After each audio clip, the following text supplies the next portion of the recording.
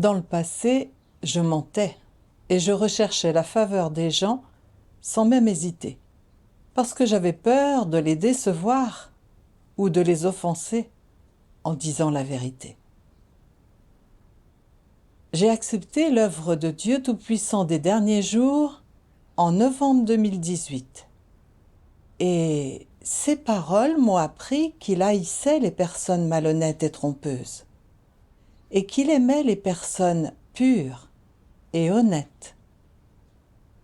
J'ai décidé de mettre les paroles de Dieu en pratique et d'être une personne honnête. Et grâce à cette pratique, j'ai été capable de parler honnêtement la plupart du temps.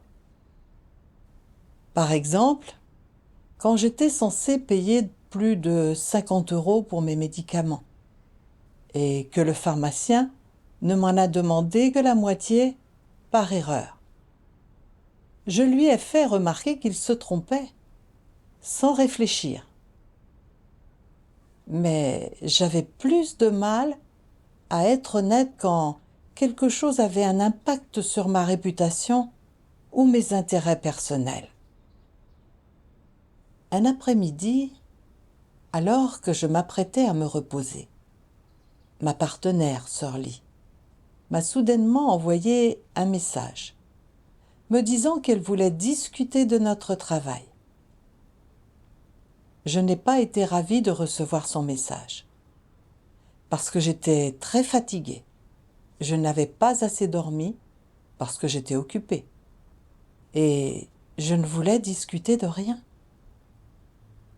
À ce moment-là, je ne pouvais penser à rien d'autre qu'à mon envie de me reposer.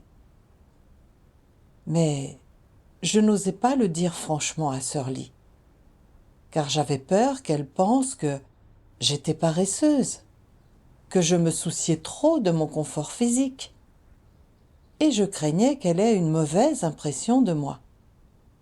Alors, pour préserver mon image, je lui ai juste dit « Désolée, j'ai un rendez-vous important. Je dois aller chez le médecin. » Ce mensonge m'a échappé sans que j'y réfléchisse. Après avoir menti à Sœur Lee, je m'en suis tellement voulu que je n'ai pas pu me reposer. Et je me suis sentie mal à l'aise tout le temps. Dieu aime les gens honnêtes. Comment pouvais-je mentir si facilement? Et en quoi étais-je digne de confiance?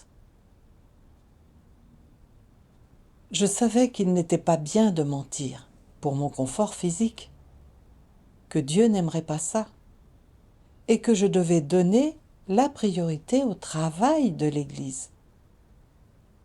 J'ai tout de suite contacté Sœur Lee. Elle m'a demandé si j'étais déjà revenue de mon rendez-vous. Je ne voulais pas lui donner une mauvaise image de moi, ni qu'elle me voie comme une personne malhonnête. Donc, je ne lui ai pas dit la vérité. J'ai continué à mentir. Je lui ai dit « Mon médecin a finalement annulé parce qu'elle devait aller au centre de vaccination. » Ensuite, nous avons parlé du travail. Mais je me suis sentie coupable. Je lui avais menti une fois, puis je ne l'avais pas admis, et j'avais continué à mentir.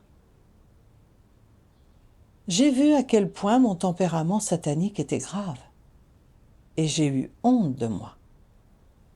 J'avais du mal à soutenir son regard. Alors, je me suis vite présentée devant Dieu pour réfléchir sur moi-même. Et je me suis rendu compte que j'étais souvent évasive et sournoise dans ma vie. Une fois, une dirigeante m'a demandé si j'avais informé Sœur Zou de la réunion de ce soir-là. Je me suis alors aperçue que je ne l'avais pas fait. Mais je n'ai pas dit la vérité à la dirigeante pour ne pas perdre la face. J'ai menti en disant que je venais juste de le faire. Puis j'ai tout de suite envoyé un message à Sœur Zou pour l'informer de la réunion. Aussi, j'allais généralement faire mes courses le vendredi matin, si bien que, parfois, je ne pouvais pas participer à des réunions de dernière minute. Mais je ne disais pas la vérité. Je disais à ma dirigeante que j'avais une autre réunion ou un rendez-vous et que c'était pour ça que je ne pouvais pas venir. Je déformais les choses. J'étais perfide et trompeuse, juste pour protéger la bonne image qu'elle avait de moi et faire croire à la dirigeante que mon devoir m'occupait en permanence. Je voyais bien que j'étais très loin des exigences de Dieu concernant l'honnêteté. Alors, j'ai prié. Ô Dieu Tout-Puissant, je regrette vraiment de mentir et de tromper. Je ne peux pas m'empêcher de mentir pour préserver la bonne image que les autres ont de moi. Je ne suis pas du tout une personne honnête.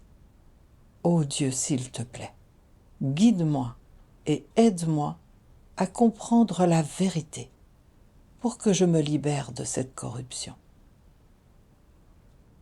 Ensuite, j'ai lu ce passage des paroles de Dieu. Dans leur vie de tous les jours, les gens disent beaucoup de choses vaines, fausses, idiotes, stupides et servant à se justifier. À la base, ils disent ces choses pour leur propre orgueil, pour satisfaire leur propre vanité. Ces faussetés qu'ils profèrent révèlent leur tempérament corrompu. Résoudre cette corruption purifiera ton cœur et te rendra ainsi toujours plus pur et toujours plus honnête. En fait, les gens savent tous pourquoi ils mentent. C'est pour leurs intérêts, leur image, leur vanité et leur statut.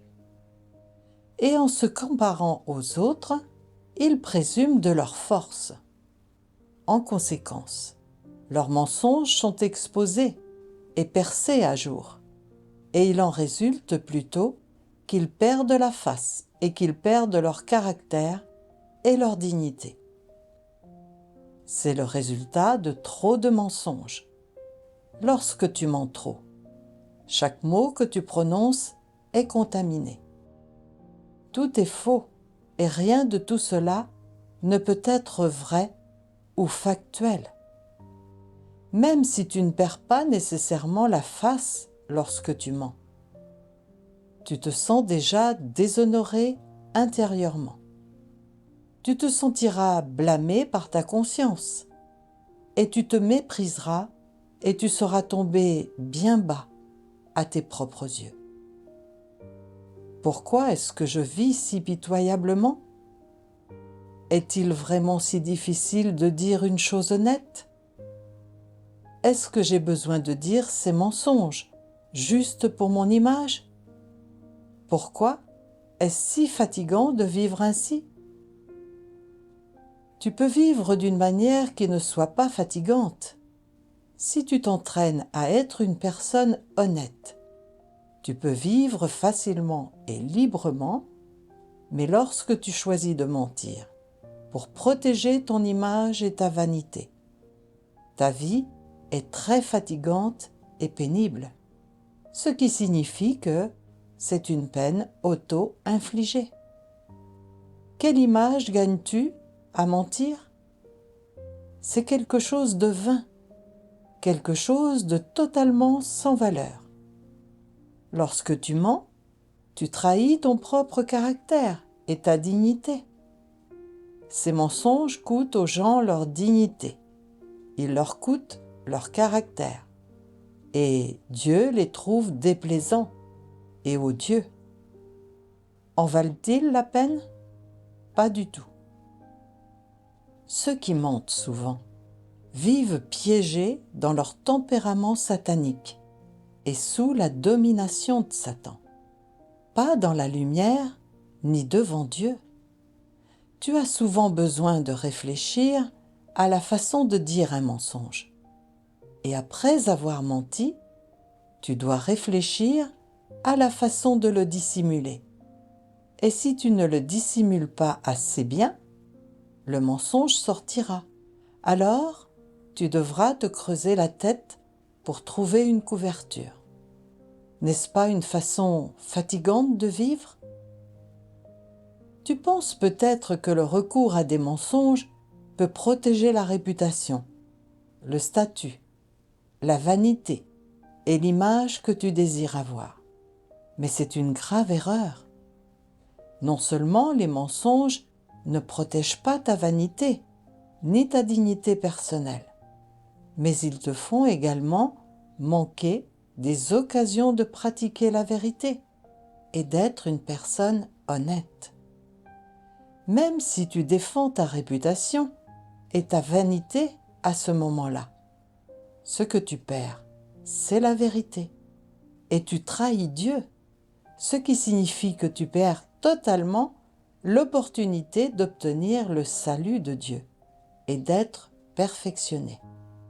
C'est la plus grande perte et c'est un regret éternel. Les gens trompeurs ne voient jamais cela clairement. Les paroles de Dieu décrivaient parfaitement mon état. J'ai vu que j'étais sournoise et malhonnête. Quand j'avais juste envie de me reposer, je n'étais pas capable de dire la vérité sur quelque chose d'aussi simple. Au lieu de dire directement à ma dirigeante que j'avais besoin de repos et que je parlerais avec elle un peu plus tard, je choisissais de mentir. Je le faisais pour protéger mon image et mon statut, pour protéger l'image que les autres avaient de moi. Mais Dieu hait ce genre de comportement et je me sentais coupable. Comme les paroles de Dieu disent, même si tu ne perds pas nécessairement la face lorsque tu mens, tu te sens déjà déshonoré intérieurement. Tu te sentiras blâmé par ta conscience et tu te mépriseras et tu seras tombé bien bas à tes propres yeux. Pourquoi est-ce que je vis si pitoyablement? Est-il vraiment si difficile de dire une chose honnête? Est-ce que j'ai besoin de dire ces mensonges juste pour mon image? Pourquoi est-ce si fatigant de vivre ainsi? Je me suis vraiment reconnue dans ces paroles de Dieu. Mentir pour protéger ma réputation était une manière de vivre épuisante. Je devais continuer à mentir pour couvrir mes premiers mensonges. J'ai eu vraiment mauvaise conscience d'avoir menti. Je l'ai regretté et j'ai pleuré. J'ai eu honte de mes mensonges. Mais ensuite, je n'ai pas pu m'empêcher de mentir encore. J'étais si corrompue, sans aucune honte. Mentir était devenu ma nature. Je me suis souvenu de quelque chose que le Seigneur Jésus a dit. Que votre parole soit oui, oui, non, non. Ce qu'on y ajoute vient du malin. Vous avez pour père le diable, et vous voulez accomplir les désirs de votre père. Il a été meurtrier dès le commencement, et il ne se tient pas dans la vérité, parce qu'il n'y a pas de vérité en lui. Lorsqu'il profère le mensonge, il parle de son propre fond, car il est menteur et le père du mensonge. C'était vrai que je mente en permanence, prouvait que j'appartenais au diable. Et je ne le faisais que pour protéger mon image et ma réputation. Ça me dépouillait de tout mon caractère et de toute ma dignité. Que c'était stupide de ma part. Dieu espérait que je pratiquerais la vérité et que je serais une personne honnête, que je témoignerais pour lui et humilierais Satan. Mais je tombais dans les pièges de Satan, mentant par vanité et pour ma réputation, trompant les frères et sœurs et devenant la risée de Satan. Ma conduite décevait beaucoup Dieu et blessait son cœur. Je n'étais pas une personne honnête. J'étais malhonnête par nature. Plus tard, j'ai lu ceci dans un passage des paroles de Dieu. Vous devez savoir que Dieu aime ceux qui sont honnêtes. En substance, Dieu est fidèle, et ainsi, ses paroles sont toujours fiables. Ses actions, en plus, sont irréprochables et incontestables, ce qui explique pourquoi Dieu aime ceux qui sont absolument honnêtes avec lui. L'honnêteté signifie donner son cœur à Dieu, être sincère avec Dieu en toutes choses, être ouvert avec lui en toutes choses, ne jamais cacher les faits, ne pas essayer de tromper les supérieurs ni les inférieurs à soi, et ne pas faire des choses simplement pour s'attirer la faveur de Dieu. Bref, être honnête, c'est être pur dans ses actions et ses paroles, et ne tromper ni Dieu, ni l'homme. J'ai vu qu'être honnête signifiait ne pas avoir de malhonnêteté dans le cœur, de mensonges sur les lèvres, et ne jamais tromper Dieu ou l'homme sur rien. J'avais souvent été perfide et trompeuse pour protéger ma propre image et mes intérêts. Comme j'étais fatiguée et que je voulais me reposer, je ne voulais pas discuter du travail de l'Église avec Sœur Ly à ce moment-là, mais pour préserver l'image qu'elle avait de moi. J'ai menti afin d'échapper à la réunion. Même après avoir pris conscience de mon erreur, je ne l'ai pas admis tout de suite. J'ai plutôt continué à mentir. Il y avait clairement du travail que je n'avais pas fait, mais quand ma dirigeante m'a interrogée, j'ai menti en disant que je venais juste de le faire. Je disais beaucoup de mensonges, par vanité ou pour protéger ma réputation. Et j'ai vu que j'avais vraiment une nature sournoise et malhonnête. Je ne pouvais pas dire la vérité même sur les choses les plus basiques. J'étais très profondément corrompue par Satan. Je n'étais absolument pas une personne honnête. Plus tard, j'ai lu un autre passage des paroles de Dieu. Ce n'est qu'en cherchant à être honnête que les gens peuvent savoir à quel point ils sont profondément corrompus, et s'ils ressemblent ou non quelque peu à des humains. Ce n'est qu'en pratiquant l'honnêteté qu'ils peuvent prendre conscience du nombre de mensonges qu'ils racontent, et à quel point leur supercherie et leur malhonnêteté sont profondément dissimulées. Ce n'est qu'en faisant l'expérience de la pratique de l'honnêteté que les gens peuvent découvrir petit à petit la vérité au sujet de leur propre corruption et reconnaître leur propre nature et l'essence. Et ce n'est qu'alors que leurs tempéraments corrompus peuvent être constamment purifiés. Ce n'est qu'au cours de la purification constante de leur tempérament corrompu que les gens seront capables de gagner la vérité. Prenez votre temps pour faire l'expérience de ces paroles. Dieu ne perfectionne pas ceux qui sont fourbes. Si ton cœur n'est pas honnête, si tu n'es pas une personne honnête, alors tu ne seras pas gagné par Dieu.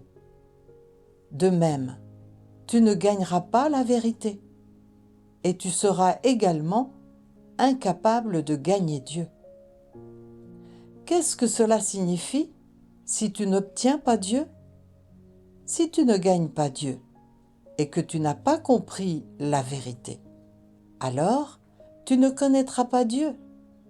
Il n'y aura donc aucun moyen pour toi d'être compatible avec Dieu, auquel cas tu es l'ennemi de Dieu. Si tu es incompatible avec Dieu, Dieu n'est pas ton Dieu. Et si Dieu n'est pas ton Dieu, tu ne peux pas être sauvé. Si tu ne cherches pas à obtenir le salut, pourquoi crois-tu en Dieu? Si tu ne peux pas obtenir le salut, tu seras à jamais un ennemi acharné de Dieu et ta fin sera fixée. Ainsi, si les gens souhaitent être sauvés, alors ils doivent commencer par être honnêtes. Il y a un signe qui marque ceux qui seront finalement gagnés par Dieu. Savez-vous ce que c'est? Il est écrit dans l'Apocalypse dans la Bible. Et dans leur bouche, il ne s'est point trouvé de mensonge, car ils sont irrépréhensibles. Qui représente ce « il » ? Ce sont ceux qui sont sauvés, perfectionnés et gagnés par Dieu. Comment Dieu décrit-il ces gens-là? Quelles sont les caractéristiques et les expressions de leurs actions? Ils sont sans tache. Ils ne racontent pas de mensonges. Vous pouvez probablement tous comprendre et saisir ce que ne pas raconter de mensonges signifie. Cela signifie être honnête. Sans tache, à quoi cela fait-il référence? Cela signifie ne pas faire de mal. Et sur quel fondement ne fait-on pas de mal? Sans aucun doute, sur le fondement de la crainte de Dieu. Être sans tache signifie donc craindre Dieu et s'éloigner du mal. Comment Dieu définit-il quelqu'un qui est sans tache? Aux yeux de Dieu, seuls ceux qui craignent Dieu et s'éloignent du mal sont parfaits. Ainsi, les gens qui sont sans tache sont ceux qui craignent Dieu et s'éloignent du mal. Et seuls ceux qui sont parfaits sont sans tache. C'est tout à fait exact. Y réfléchir m'a vraiment terrifiée. Dieu dit, si tu n'es pas une personne honnête, alors tu ne seras pas gagné par Dieu. De même, tu ne gagneras pas la vérité et tu seras également incapable de gagner Dieu. Si tu ne peux pas obtenir le salut, tu seras à jamais un ennemi acharné de Dieu et ta fin sera fixée. Il est vrai que Dieu ne sauve pas les gens malhonnêtes. Je savais que si je ne me repentais pas, je finirais par être rejeté par Dieu. Grâce à l'exposition par les paroles de Dieu, j'ai enfin obtenu une vraie compréhension de moi-même. Et j'ai su que les mensonges venaient du diable. Dans le monde contrôlé par Satan, l'éducation familiale et l'influence de la société rendent les gens de plus en plus malhonnêtes et mauvais. Dès mon plus jeune âge, ma mère m'avait toujours dit que même si quelqu'un était horriblement mal coiffé ou habillé, je devais lui dire des choses gentilles pour ne pas le blesser. Sinon, on me rejetterait quand j'aurais besoin d'aide. Avec l'influence d'une éducation de ce genre, je n'avais pas le courage d'être honnête. Je prononçais toujours des paroles fausses qui sonnaient bien, pour que les gens me croient bonne et compatissante. Mais, en réalité, j'étais une personne fausse et malhonnête. Ça m'a rappelé le verset 1,7 du livre de Job dans la Bible. L'Éternel dit à Satan, « D'où viens-tu » Et Satan répondit à l'Éternel, « De parcourir la terre et de m'y promener. » Les paroles de Satan étaient sournoises et indirectes. En mentant constamment, n'étais-je pas sournoise comme Satan? J'ai vu que j'avais la même nature que Satan, que je vivais sous la domination de Satan, et je n'étais pas du tout libérée des liens de mon tempérament satanique. Comment pouvais-je être compatible avec Christ ou gagner l'approbation de Dieu de cette manière? Je me suis présentée devant Dieu pour me repentir et lui demander de me pardonner. Je me haïssais vraiment. Je haïssais Satan et je me sentais très coupable. Le tempérament de Dieu est juste et je savais que je ne pouvais pas continuer à mentir et à l'offenser. J'ai continué à réfléchir et j'ai lu un passage de la parole de Dieu. Il y a un signe qui marque ceux qui seront finalement gagnés par Dieu. Savez-vous ce que c'est? Il est écrit dans l'Apocalypse, dans la Bible, et dans leur bouche, il ne s'est point trouvé de mensonge, car ils sont irrépréhensibles. Qui représente ce « il » ? Ce sont ceux qui sont sauvés, perfectionnés et gagnés par Dieu. J'ai réfléchi aux paroles de Dieu et j'ai compris que Dieu estime ceux qui sont honnêtes et que les gens malhonnêtes n'auront aucune chance d'entrer dans son royaume. Je voulais vraiment devenir une personne honnête et arrêter de mentir et d'être sournoise. Mais je ne pouvais pas le faire seule. Je devais chercher l'aide de Dieu pour qu'il m'empêche de tomber à nouveau dans le piège de Satan. Même s'il est parfois embarrassant de dire la vérité, je voulais arrêter de mentir. Alors, j'ai relu Principes pour être une personne honnête. Pour apprendre à être une personne honnête, il est nécessaire de se fier à Dieu. Donnez-lui votre cœur et acceptez son contrôle. Ainsi seulement peut-on, avec le temps, rejeter ses mensonges et ses tromperies. Il est nécessaire d'accepter la vérité et de réfléchir sur chacune de ses paroles et sur chacun de ses actes. Décortiquez l'origine et l'essence de la corruption qui se révèle en vous et tâchez de vraiment vous connaître vous-même. Il est nécessaire de chercher à déterminer dans quel domaine on a tendance à faire preuve de malhonnêteté. Ayez le courage de vous mettre à nu, présentez des excuses aux autres et amendez-vous. J'ai décidé que je devais m'ouvrir à Sœur Lee concernant ma corruption et mes intentions. Je ne pouvais plus cacher la réalité et tricher avec elle. Je devais dire la vérité et être une personne honnête quoi qu'il arrive. Je savais que Dieu m'observait et attendait de moi que je me repente. Après avoir prié encore quelques fois, j'ai rassemblé le courage de me mettre à nu devant Sœur Lee. Je lui ai raconté en détail comment je l'avais trompée et je lui ai dit que je m'étais repentie sincèrement devant Dieu. J'ai eu l'impression d'être délivrée d'un grand poids et je me suis sentie bien plus détendue.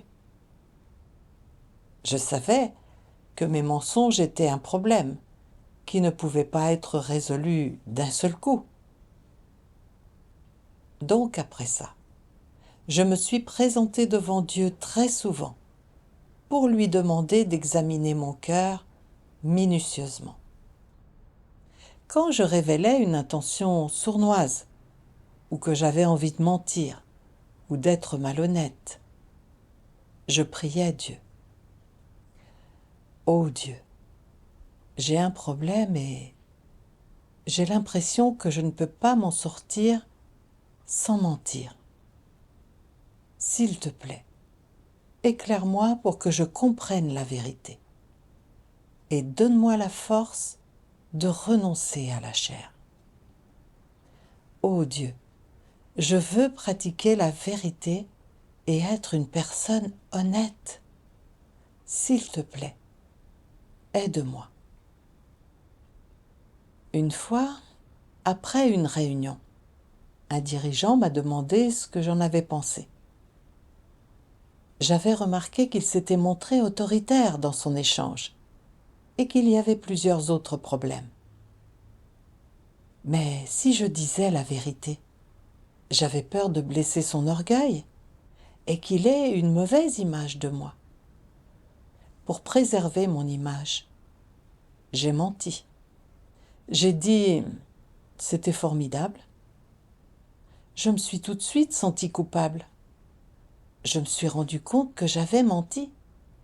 Alors j'ai prié Dieu et je lui ai demandé de me guider pour que je sois une personne honnête et que je dise la vérité. Ensuite, je suis allée parler des problèmes de la réunion aux dirigeants et je me suis sentie bien plus apaisée. Les réunions suivantes ont été bien meilleures qu'auparavant. Au bout d'un moment, j'ai remarqué que je changeais progressivement. J'avais toujours menti pour protéger mon image et mon statut. Mais quand j'ai confié mon cœur à Dieu, en lui demandant de veiller sur mon cœur, de veiller sur moi et de me surveiller, j'ai vu mon propre état plus clairement. J'ai été capable de me fier consciemment à Dieu pour renoncer à ma chair, pratiquer la vérité et être une personne honnête. Même si je peux parfois être dans l'embarras ou offenser quelqu'un, être une personne honnête devant Dieu est plus important à mes yeux. Maintenant, je m'efforce d'être une personne honnête dans tous les environnements que Dieu arrange pour moi. Je suis très reconnaissante envers Dieu. Le jugement et la révélation de ses paroles m'ont aidé à voir ma corruption et ma laideur et à faire quelques changements.